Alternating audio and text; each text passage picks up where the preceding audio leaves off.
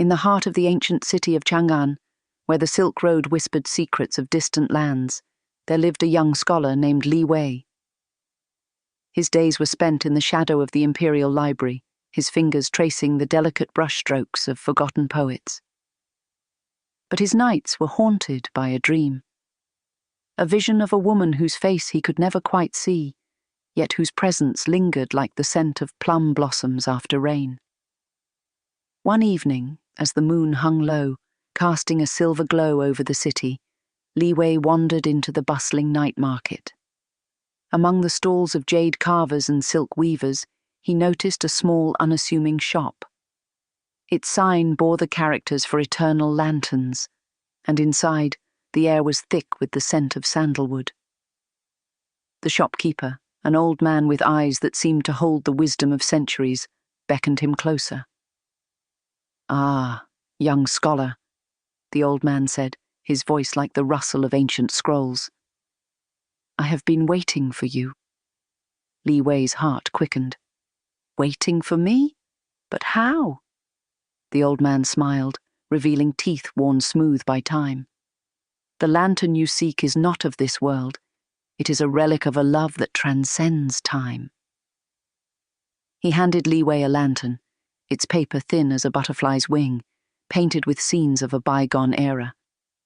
As Li Wei held it, he felt a warmth spread through his chest, as if the lantern itself were alive. "Light it," the old man instructed, "and you will find the answers you seek." That night, Li Wei lit the lantern in his modest room. The flame flickered, casting shadows that danced like spirits on the walls. Slowly, the room began to change. The walls melted away, replaced by the grandeur of a Tang Dynasty palace. He found himself standing in a garden where peonies bloomed in riotous colours, and the air was filled with the sound of a guqin. There, beneath a willow tree, stood the woman from his dreams. Her name was Mei Ling, a court musician whose melodies could move the heavens. She turned to him, her eyes filled with a sorrow that mirrored his own. "Li Wei," she whispered, her voice like the softest note of a flute. "We have been here before in another life." As she spoke, memories flooded his mind, memories of a love that had been torn apart by war and betrayal. They had been lovers in a past life, bound by a promise to find each other again. But fate had been cruel, and they had been separated by death. Mei Ling reached out, her fingers brushing against his. "The lantern is our guide. It will lead us back to each other, no matter how many lifetimes we must endure." But even as she spoke, the vision began to fade. The garden dissolved, and Li Wei found himself back in his room, the lantern's flame flickering weakly. He knew then that their time in this life was fleeting, but the promise of their love was eternal. Years passed, and Li Wei became a renowned poet, his verses filled with the longing of a love that transcended time. He never married, for his heart belonged to Mei Ling, even if she existed only in his dreams. And every night, he would light the lantern, hoping to catch a glimpse of her, to hear the echo of her voice. One fateful night, as the lantern's flame burned brighter than ever, Li Wei felt a presence beside him. He turned, and there she was. Mei Ling, as real as the moon in the sky. She smiled, and in that moment, he knew that their love had finally found its way home. Together they walked into the light of the lantern, their souls entwined for eternity, bound by a love that even time could not erase. And so, the legend of the eternal lantern was born, a tale of love that spanned lifetimes, a beacon of hope for all who believe in the power of true love. Li Wei and Mei Ling stood together in the soft glow of the lantern, their hands clasped as if they had never been apart. The world around them shimmered, a blend of past and present, memory and reality. But as the light grew brighter, Mei Ling's expression shifted, her eyes clouding with a sadness that Li Wei could not yet understand. "We cannot stay like this," she whispered, her voice trembling like the strings of her guqin. The lantern's magic is fleeting.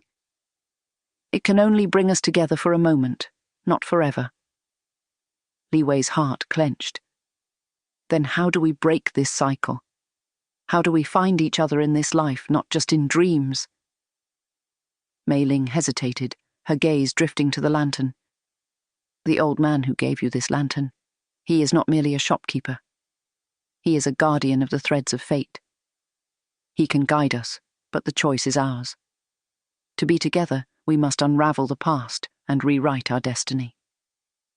Then I will find him, Li Wei said, determination burning in his chest. I will do whatever it takes. The vision faded, and Li Wei awoke in his room, the lantern's flame extinguished. But the warmth of Mei Ling's touch lingered on his skin, and her words echoed in his mind. He knew what he had to do. The next morning, Li Wei returned to the night market, but the shop of eternal lanterns was gone. In its place stood a simple tea house, its owner a middle-aged woman who claimed the shop had never existed. Undeterred, Li Wei spent weeks searching the city, questioning merchants and scholars, until one day an elderly monk approached him in the temple gardens. "You seek the guardian of the lantern," the monk said, his voice calm and knowing. "He's not found in the markets or the streets. He's found in the heart of your memories." Li Wei frowned. "What do you mean?" The monk smiled. "The lantern is a bridge between lives, but the key to your destiny lies within you. To find the guardian, you must first confront the past you have forgotten." That night, Li Wei lit the lantern once more. This time the flame did not transport him to a grand palace or a moonlit garden. Instead, he found himself in a small village, its thatched roofs dusted with snow. A young boy, himself, in a past life, played by a frozen stream, while a girl with Mei Ling's eyes watched from a distance. As he watched, the scene shifted. The boy grew into a man, a soldier called to war. The girl, now a woman, waited for him, her heart heavy with fear. But the war was long, and the soldier never returned. The woman's grief was so profound that she vowed to find him in the next life no matter the cost. The vision faded, and Li Wei understood. Their separation was not merely the work of fate, but a choice made in sorrow and love. To break the cycle, they would have to forgive the past and embrace the present. With renewed resolve, Li Wei sought out Mei Ling in this life. He travelled to the imperial court, where rumours spoke of a musician whose melodies could bring tears to the emperor's eyes. When he finally saw her, seated at her guqin, her fingers dancing over the strings, his heart swelled with recognition. "Mei Ling," he called softly. She looked up, her eyes widening in surprise. For a moment there was only silence. Then she smiled, a smile that carried the weight of lifetimes. "You found me," she said. Li Wei stepped closer, his voice steady. "I remember now, all of it, and I choose you in this life and every life to come." Mei Ling rose, her hand reaching for his. "Then let us rewrite our story, not as a tragedy, but as a triumph." Together they returned to the lantern, its flame burning brighter than ever. This time, they did not step into the light. Instead, they blew it out, releasing the magic that had bound them to the past. As the flame died, they felt a weight lift from their hearts, replaced by the promise of a new beginning. The old man appeared one last time, his eyes filled with pride. "You have done what few have dared. You have chosen love over fate." Li Wei and Mei Ling bowed deeply, gratitude shining in their eyes. "Thank you," they said in unison. The old man nodded. "Go now. Your story is yours to write." And so they did. Li Wei and Mei Ling built a life together, their love a beacon of hope in a world often shadowed by sorrow. The lantern, now a simple relic, sat in their home, a reminder of the journey that had brought them together. and though they never lit it again, its light lived on in their hearts, a testament to a love that had conquered time itself.